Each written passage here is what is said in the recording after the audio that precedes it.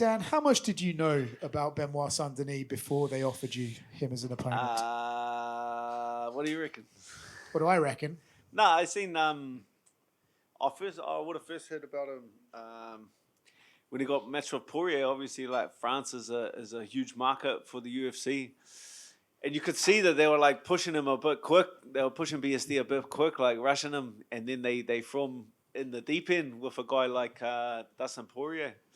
And to be honest, like I saw that, and then I think I saw the Moicano fight after when he lost, and the amount of guys that I've seen come through over the years where it's like they get brought in by the UFC, they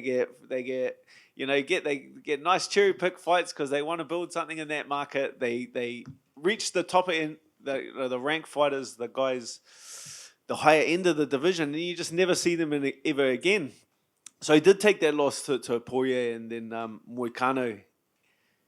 And now he's back. Like that is something that I respect. I respect that because as a guy myself that's picked myself off the canvas and gone, had a couple losses and then got back on a win streak, had a couple of losses. Like I know how tough that is. I know how much character you need as a human to pick yourself back up off the mat. And so he's done that now. It doesn't impress me when guys come in with undefeated records and you see them cherry picking opponents, like good matchups. They only fight when they help. Like that doesn't impress me. Guy that can take those two hard losses too, finish losses, and then pick himself back up and get back on a win streak. I tip my hat.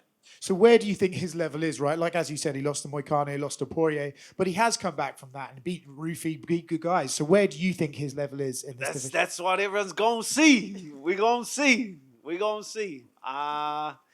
That's why they put this fight together, all right? Like, he went away, he did his hard yards, he picked himself back up, and now he's back with a tough fight. He's back in the mix with a guy that's proven his skills. He's back with a ranked opponent. He's back with the guys that are tough. He said he was here for a war with Dan Hooker. I mean, he has that in his locker, but we've also seen him fight a bit more technically with a game plan. What are you expecting from him this weekend? Oh, brother, there's plan A, B, C, D, E, F. You got to account for all of them. You know what I mean? You obviously hope for the best, but prepare for the worst. That's the best way to go about it. You can't just be like, I'm going to get this guy out of here and around, and then you just fall to bits when that doesn't play out the way. I feel like at some stage when all the options have been exhausted, me and him are it's gonna come down to a battle of who can bite down that little bit tougher. You did say he was very ugly, but you got to meet him for the first time. I seen him yesterday. He's not that bad looking. I don't know what. Maybe it was like after I seen his face busted up. But people could say the same about me. You know what I mean? But we all know I'm not ugly. Hey. Kia ora, Dan. A lot of fighters keep their game plans close to the chest fight week, but on Embedded you were out there with saying exactly what you're planning to do. Is it because people? What did I say? I just say things I don't remember. What I said. Basically said you're going to swing and make it dirty for them. Oh, come on. Come on, Papa. And you said with Oscar that you kind of come to terms with you may never touch gold, but people are liking you to this generation's Cowboy Cerrone, where you're just a fan favorite and everyone. Oh fuck! Take it with a grain of salt. You know what I mean? You. I'm 12 hours after getting my ass kicked. I'm waking up the next day, and that's my immediate that's just the frame of mind I was in at the moment. You obviously wake up and you had your eyes on the title, and you were going to do this and that, and then just the manner in which I was beaten. I expected to fight down in the rankings a couple of times before I got an opportunity to fight ahead of myself in the rankings again. But then they give me BSD, who's ranked eighth in the division on a win streak. You get past BSD, you're not fighting anyone lower than him again. You get past BSD, you're back in the mix. But to be honest, I like that frame of mind myself. I was asking the boys the other day, I was like, I enjoy that frame of mind. Like I went into the Armand fight with the wrong frame of mind. Like, I'm the best. I'm the most skillful. This and that. That's not where I thrive. I thrive. Yeah, I want to ruin his dreams. I said I want to ruin his dreams. I want to take them from him, and And I asked the boys, I said, does that make me a bad person? And they said, no, it doesn't. No, it doesn't. And I said, they're going to pay me a boatload of money to ruin people's dreams, and I'm still a good guy. I've found my niche, baby. Speaking about being a good guy, you've started a YouTube channel with your daughter. How are you finding that experience, and how involved are you with it? Like, do you edit the videos and everything, or you just help film them? There's a one-man band. There's a one-man band right here. She did kick me off. Like, we were going, Zoe and Dan Hooker TV. That was the original name. And then she pulled me aside. She's like, Dad, I've got to... She actually talks to the wife, and she's like, I've got to talk to Dad about something. I want to take his name off just so it was Zoe Hooker TV. And I was like, And she talked to me about it. She's like, oh, Dad, I got to speak to you about something. Like, I want you to lose the Dan off the Zoe and Dan Hooker TV. So she was kicking me out, but I absolutely love it that she was 6 years old at the time. Like, what's 6-year-old? Like, that's the best you want. That's player at 6 years old. She's player one. That's that I absolutely loved. But then she realized that I was the one carrying the whole team. I edit, I film, I do it all, brother. Chipper. Dan, you talk about taking dream from others. What about yours? With a win on Saturday, is the BMF title something you dream of or a goal for you in 2026? I haven't dreamed I haven't had a dream in a while, my friend. You got to stick. I actually stopped dreaming a very long time ago. That's a real story. You know what? When I stopped dreaming, I used to have dreams that, when you're having fight dreams, when you wake up and you're like fighting someone and you're hitting them like heaps and you just can't hurt them. That's like a real common one. Well, I actually figured it out in my dreams. I would like clinch them and then knee them, and then they'd give them heaps of cuts and there's heaps of blood. And then since I figured out how to bash people in my dreams, I've never dreamed ever again. I've clocked it. And what about goals? Goals. My goals in life are to make more money than I can spend. Dan, back here, talking about making more money that you can spend. So much has been made of the new bonuses that have been brought in, but you did get a big win at the Pokies recently. How worried are you about the money now that you've got that big Pokies win? Well, $500 ain't changing any of them. I'll stick to fighting. I'm not quite ready to retire from fighting and take up my professionally gambling career, but that's coming very soon. What do you say? You gotta have no one will sponsor me. You gotta be sponsored by, what is it? You gotta be sponsored by things that align with your brand. Drinking, gambling, and punching people in the head. Those are the only 3 things I care about on the face of the planet. And it feels at least that this fight week and this build-up is a lot more chill than the last one. Maybe not as much bad blood. Yeah, because you're fucking arguing with a door. He's like the nicest bloke in the world.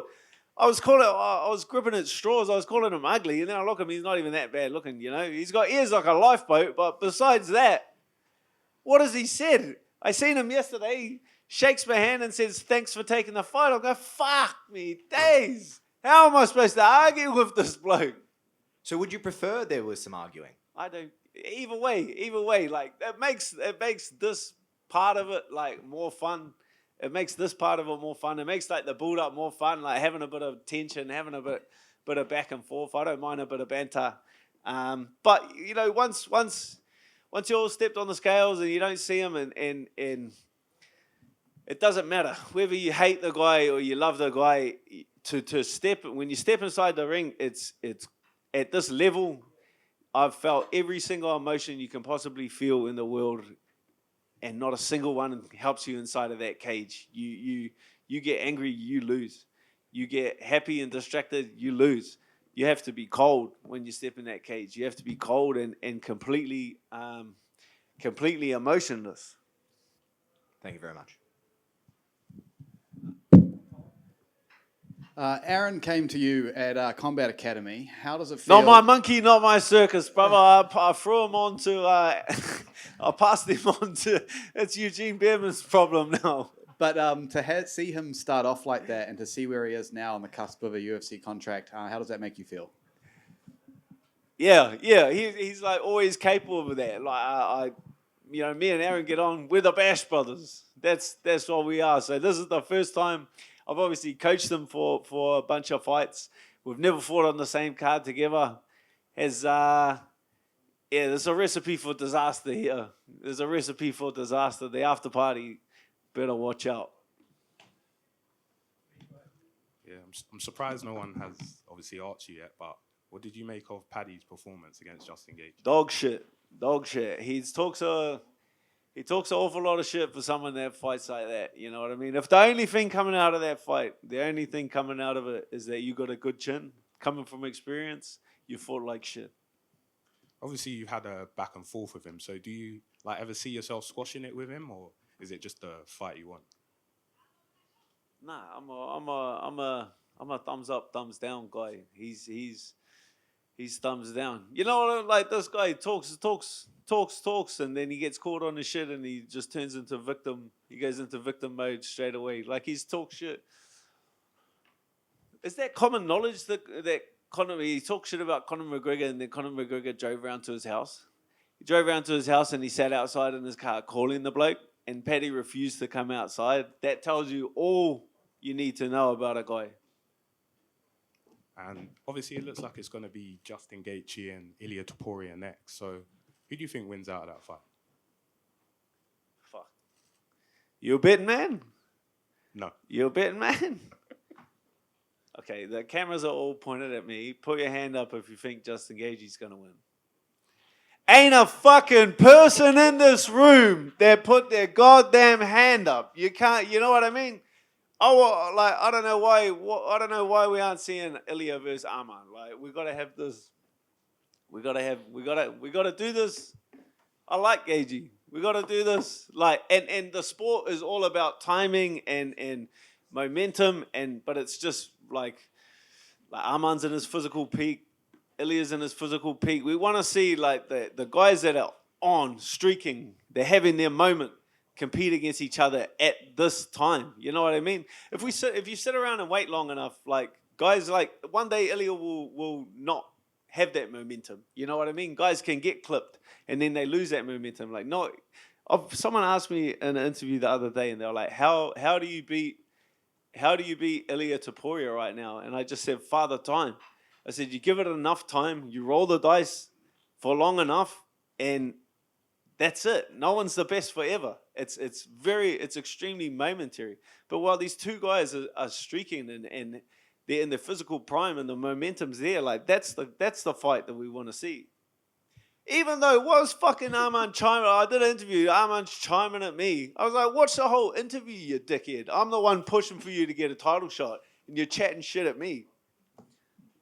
Okay, and just last one. I do like him now, though. I'll add that in. He's won me over. Obviously, you got your fight this Sunday morning, but if they was to call you for the White House card, is there any interest? The White, yeah, that's like a massive. I think taxi! Every man and his dog is going to be fighting to get on that card. That's kind of where I'm at now. Is I want to do I did this card because I knew it would be like this. I knew it would be just a fun event with like all the boys here. I know everyone on the card, top to bottom. It's like a hometown fight without the pressure. And I'm having the best time all fight week. That's why I wanted to be a part of this card. For the rest of my career, it'll just be fights that I want, like fights that get me excited. Get me the fuck out of the Middle East.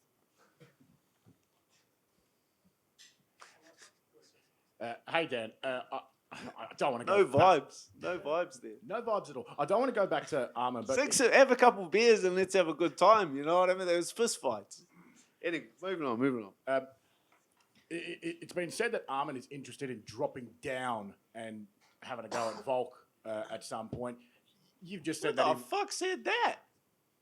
He said that he's interested in potentially doing that. Does he miss weight a bunch of times? Well, I was going to ask, are you... He can't even get a title shot at lightweight. How the fuck is he going to get a title shot at featherweight? I was going to ask, are you almost just a bit sick of people around featherweight and lightweight just jumping up and down and moving around weight divisions? You just happy just to see blokes just stay in their Stay in a division and just duke it out? Nah, I like them jumping and hopping and skipping around. As a man that doesn't care about the scale, cares about weight classes. Like, I got into the sport like a long when it just didn't matter that much. Weight cutting's the dumbest thing. It's the dumbest part of the sport. I'm still gonna sit in the sauna on Friday. You know what I mean? Could we see you bump up a division? Pop up. Yeah. I fought a bloke that's 130 kilos. I don't think a bloke that weighs 77 kilos. Like, I weigh this. You know what I mean? Thanks, mate. Oh, cheers, brothers.